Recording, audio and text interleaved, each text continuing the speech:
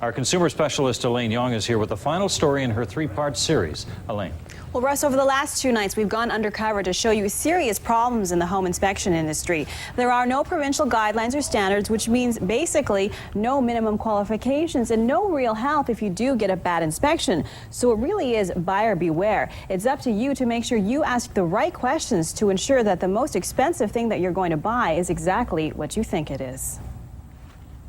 So you can put your finger right underneath the house. The foundation doesn't extend into the ground. If somebody had told you even a small extent of what you know now when you were thinking about buying the house originally, what would you have done? I probably would either have not put in an offer at all or withdrawn my offer.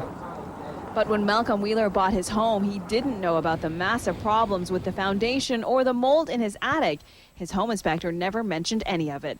It's the same story with Beverly Richardson. There's no protection or barrier there against the wood. Both of them now say they realized their biggest mistake was hiring an inspector recommended by their real estate agents. What would be your ultimate piece of advice to potential home buyers?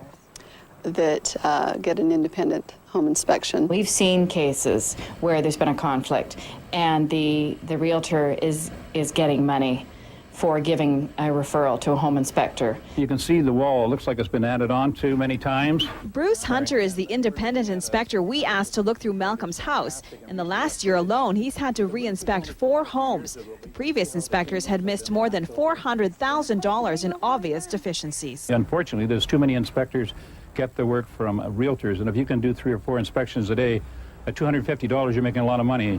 And while many inspectors do belong to associations, it doesn't guarantee they're working independently, nor are you guaranteed quality. Find out what the qualifications and credentials are of the home inspector.